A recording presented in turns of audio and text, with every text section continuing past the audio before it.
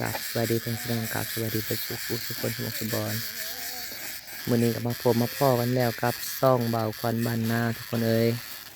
บรรยากาศยามเช้าๆหาหล่อสื่อจักรจันทร์ทุกคนจะได้กับฝากพ่อแม่พี่น้องอุดหนุนเบาควันแล้วกันน้องมวยด้วยทุกคนเด้อมื้อนี้ก็มาหาหล่อสื่อแล้วก็กลางคืนก็หาหล่อนางจักรจันทร์ทุกคนส่วนกลางเว้นหาหล่อสื่อหาหล่อติดเนาะถ้าซื้อเพิ่นบ่ได้ก็ถือว่าเฮาก็ลงมือติดเองทุกคนเอ้ยมื้อนี้ว่าคิมน้อยเพิ่นก็มาซอยแม่อันซื้อจักรจันทร์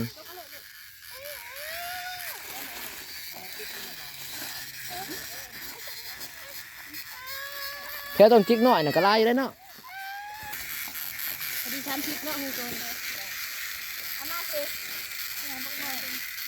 เอามาสิน้อยเอามาเลย โอ้ติดเก่งแต่แท้นิดหน่อยน่ะก็ได้ เอามาน้ำก็วู้หอย ว่าคิมน้อยนี่บ่คันอยู่กะมื้อนี้แม่ใหญ่กับพ่อใหญ่กะพากันออกไปดูดน้ำใส่นาแหล่งบ่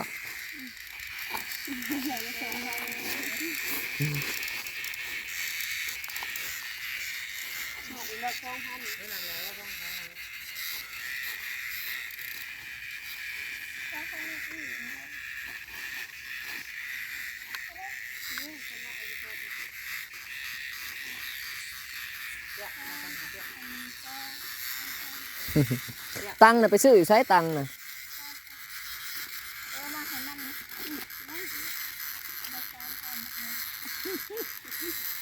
นี่มาเลยดิฉันผิด โอ้ได้เลยนี่เลยนะ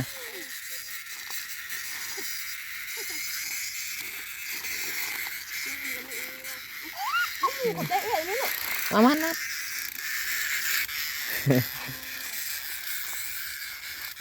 พอดีเป็น ทำจาน 33โอ้ ก็จะแมงอี นี่จักจันทำงาน2 ตัว 3 ตัว33นี่บ่ใบพันเอากีบมาอีกเป็น34ติดมาอีกนี่บ้าง 3 ตัว เงิน3โตฮะเป็น34 เอาจนหลอดจนเหลือ เงินตัวนั้นไม่ให้แม่นำเดือนเอาไปนำเด้เงินละมวยซื้อแค่4แสนมันนี่เราไป2แสน 400,000กีบได้ไหมพี่น้องบ่แม่น400,000 บาทพอดีซองเลยเท่านั้น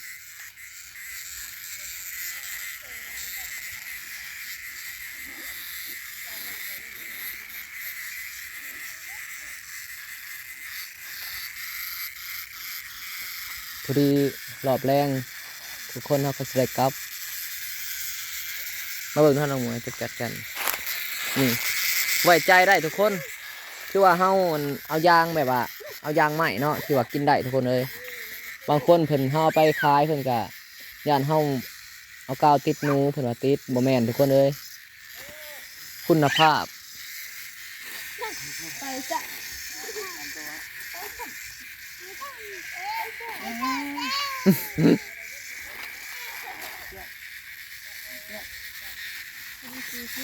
เอาไป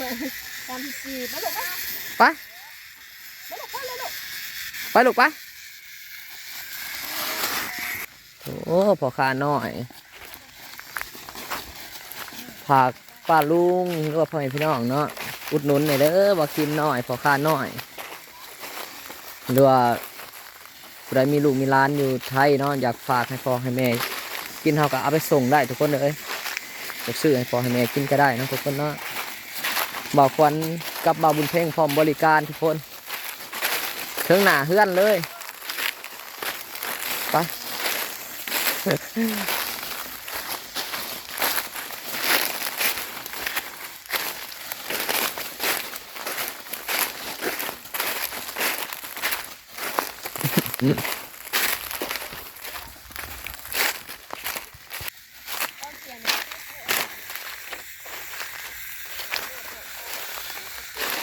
เขาเนี่ย โหอ้าวเขาเห็นเขาเสียอะไรก็เนี่ยมันขึ้นนะที่แม่นี่นะเขาจะเสียว่าจะไม่เนี่ยก็ขีดเนี่ย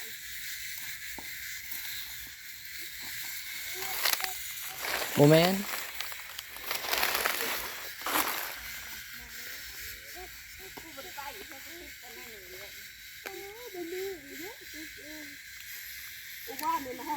จักรจันทร์ปีนี้ก็สิอึดแน่เด้อพ่อพี่น้องถ้าผู้ใดอยากได้นางมันก็สั่งกันเข้ามาได้นางจักรจันทร์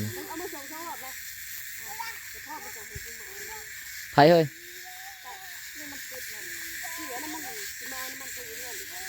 เฮือนให้เพิ่นขายเด้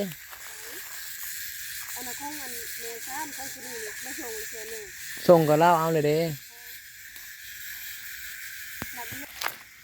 ไปทุกคนพากันเลาะกันไปต่อ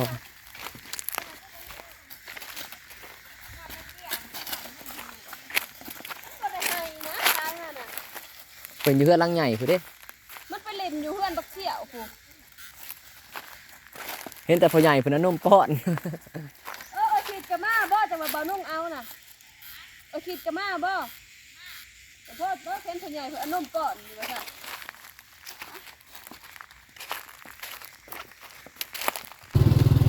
หาขี่รถเลาะซื้อตามป่านั่นนี่แหละทุกคนเลยถ้าบ่เฮ็ดแล้วนี่ก็บ่ทันไม่ฆ่าผู้อื่นเขาเอาจักต้องก็คือมาซื้อก็ซ้ำมาขอทุกคนญาติกันอุสันค่ะ จักรจันทร์อึดเด้ เพื่อสิได้นำแต่ละคนทุกคนเอ้ยว้าวโอ้ยเขาเจ้าบางคนเขาเจ้าก็ไปจะคายให้เนาะเนี่ยเอาคิดไปทางนั้นคนใดที่เขาหูจักแบบเอ้ยน้องก็เขาก็เอาไว้ให้เขาก็มาเอาอยู่เพื่อนทุกคนผู้ใดที่เขาหูจักเนี่ยเขาก็ข้อซื้อน้ำเขาแต่อยู่ป่าเพราะว่าเขาก็บฮูว่าเขาสิขายให้ผู้ใดเนี่ยเนาะผู้ใดโชคดีก็ได้ทุกคนเลย ไป ไปรถนะไปจ้ะ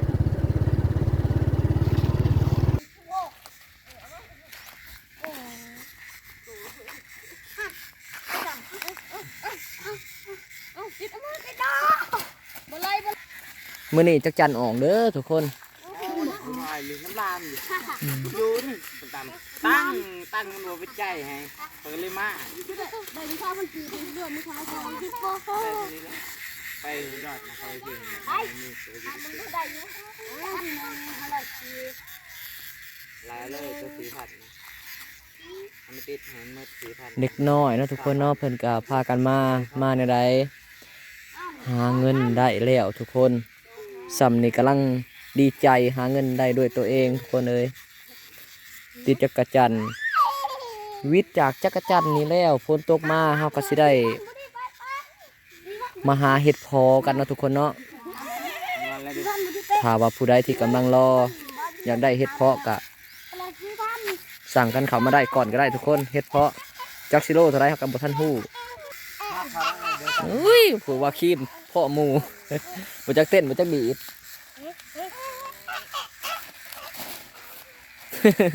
เพิ่นพ่ออ้ายพวกมึงในมวยไปเลย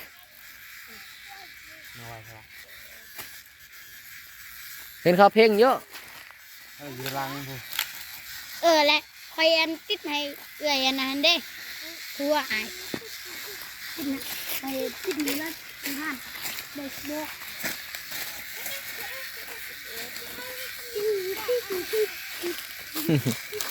ว่าคิมหน่อยพ่อหมู่จะเห็นอ้ายนี่ลงมาถึงอ้ายอ๋ออ้ายสิติจักรจันทร์เฮ็ดโลด โอ้ให้มันได้หาเส้นหาเส้นหกมันกำลังได้เส้นนะใครตีมันได้เส้นเลยจะขั้นนะว่านี่มันเคยปลอมมันแห้งหลายล่าสมุนนะไอ้มด17,000 กีบ มอดนะบ่ เจ้าหยา หลายกว่าก็ได้สัก เจ้าหยาไปเอา9,000เนาะได้ 7,000หน่อยก็บ่มี7,000เด้อก็ได้อยู่ได้ข้าว7อยู่แล้วนี่ได้7,000อีก ปากวอนกูเด้อก็กอดตีกันกูเลยมาทำลายอ้าวมาไปเท่านี้กูมาวังนั้นไปอ่ะไปมาเรียนเรียกแล้วบ่จัดติดมาเด้อติดมาเดี๋ยว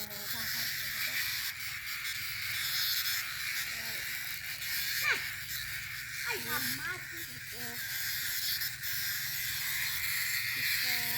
บ้านโรงบ้านไอ้กินไม่เป็นมานาง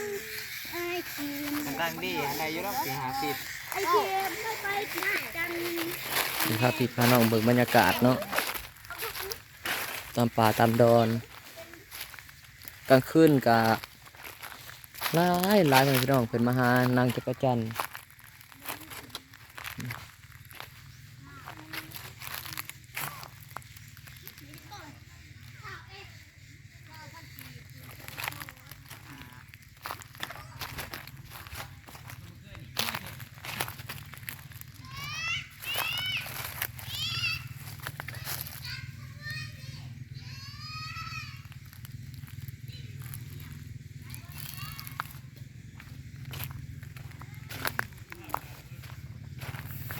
ได้หลายบ่เอาไว้ให้เฮานี่เด้อโดย